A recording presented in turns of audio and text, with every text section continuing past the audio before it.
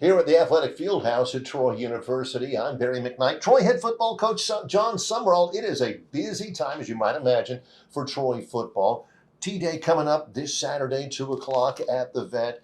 From the start of spring practice and the expectations or the accomplishments you wanted to get done in spring to right now, how has all that gone, Coach? It's going really well. Spring practice is really about two main things from a coach's perspective. It's about individual player development, wanting to see each guy grow in their area of expertise, their position, their football IQ, their technique, their fundamentals, and just developing each guy to grow 1% better every day.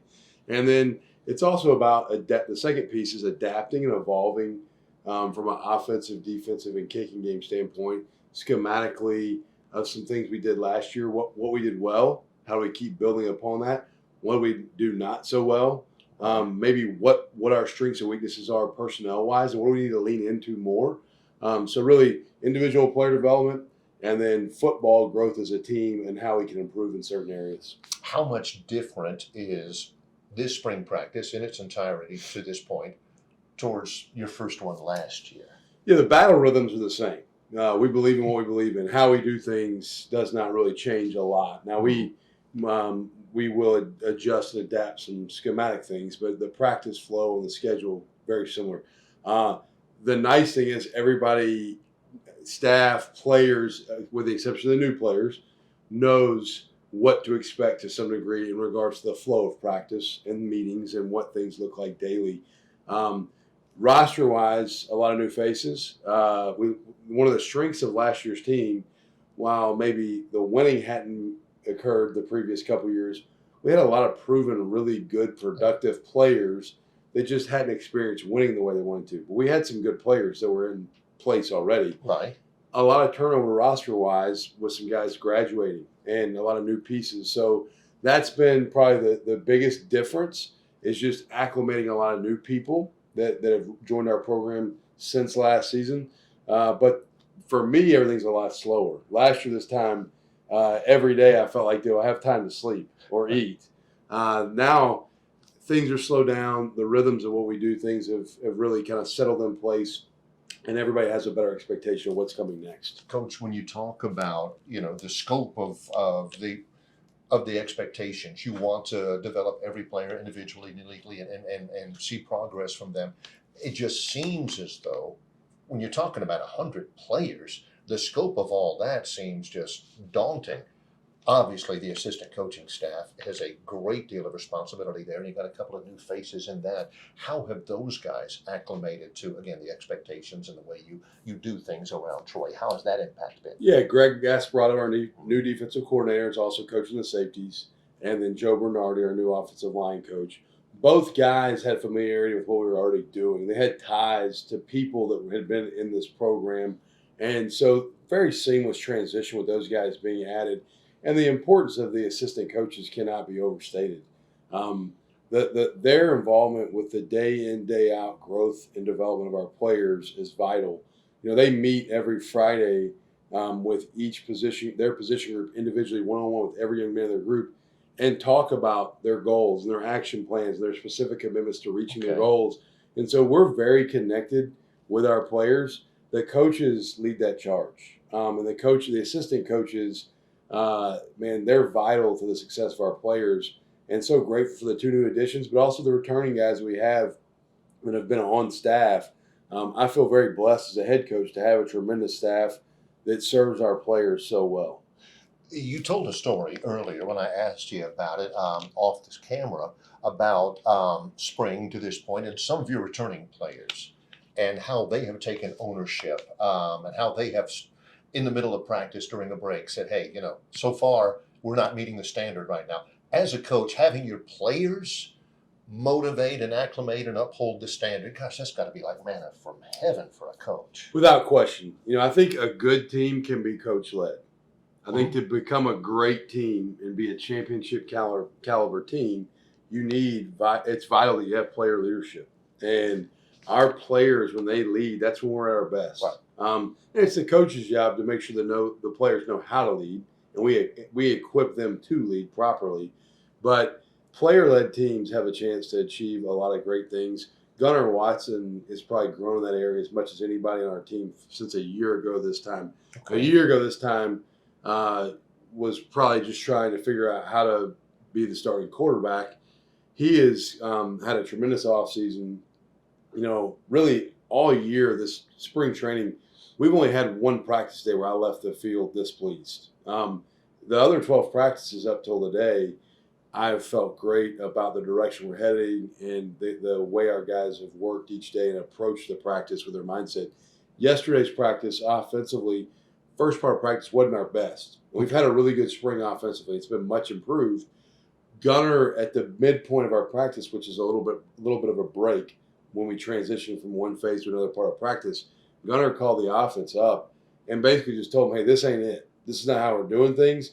We got to change right now. We're not going through this whole practice like this. And so to see guys step up and lead that charge gives you hope for a bright future because player-led teams are great teams. Talk a little bit more about some of the cluster of players with a lot of new faces out there. The players, the core group that you know what they stand for, what they're going to produce, what the contributions are going to be in the fall. We already talked about Gunnar. Mm-hmm. Kamani is, he is the model for consistency.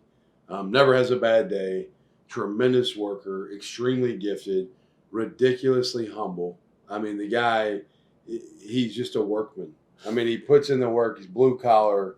You never see him in your office unless it's for something good. He's a fun guy to coach. He spends as much time in the weight room on his own as anybody I've ever been around in preparing himself to play the game the right way. And so Kamani is a tremendous asset to our program. Offensive line-wise, Grant Betts and Daniel King played a lot of snaps last year.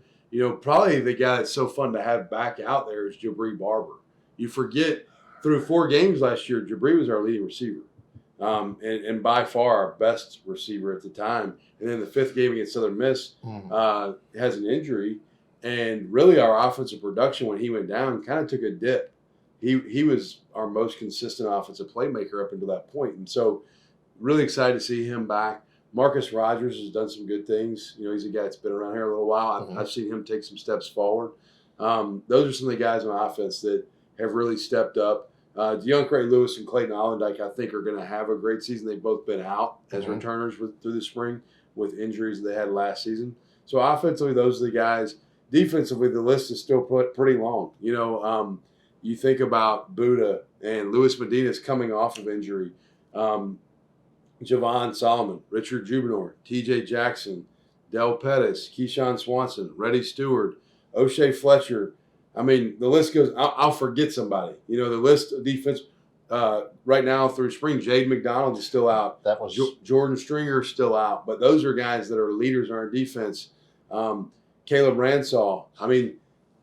I think defensively we're still going to stay on par for what our goals and our expectations are. It's going to be a little bit younger defense, especially up the middle at linebacker. We're young now. Sure. You lose Carlton and KJ. That's hard to just walk right in and replace those footsteps. But a lot of returning guys that have good production mixed with a lot of young guys that are exciting. And you mentioned a lot of new faces on both sides of the ball and on special teams as well. What was the method to the madness there? What's the work to try to get some of those new faces acclimated and where?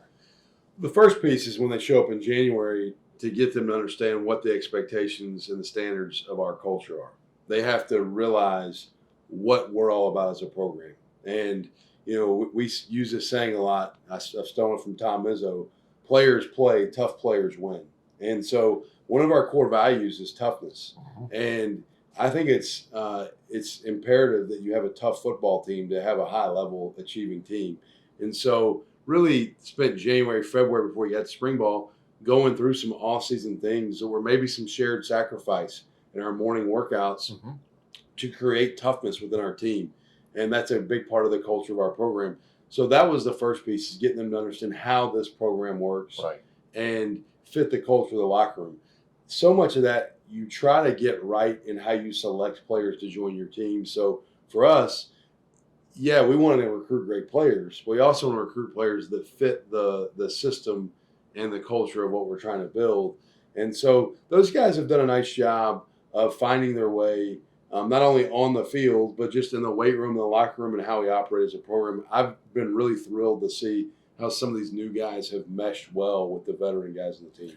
You always, always, always say that everything is earned, nothing is given. With that in mind, last year, Sun Belt champions, Cure Bowl champions. Everybody's excited about it. Everybody is looking forward, certainly, to the start of the season, but the expectations are not geared towards the end of the year.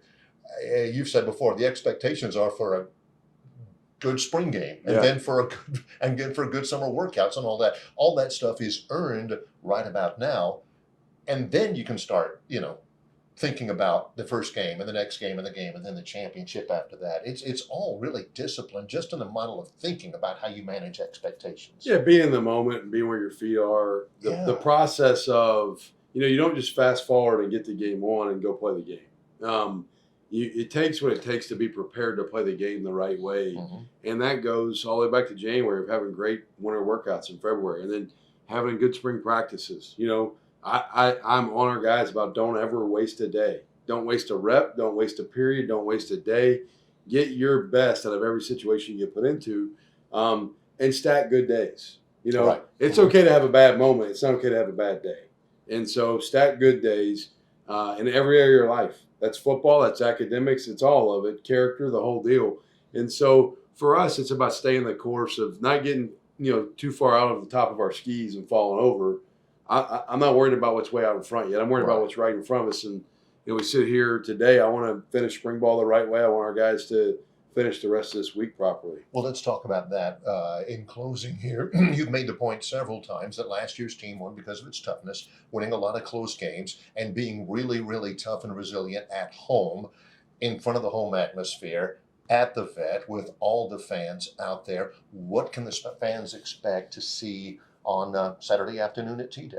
Yeah, I think from the way we play the game standpoint, you're going to see a little bit more open offense. You're going to see maybe some more tempo things, some more open sets, bigger spacing, stretch the field a little bit more. We will still play the game in some condensed sets that we did last year. Right.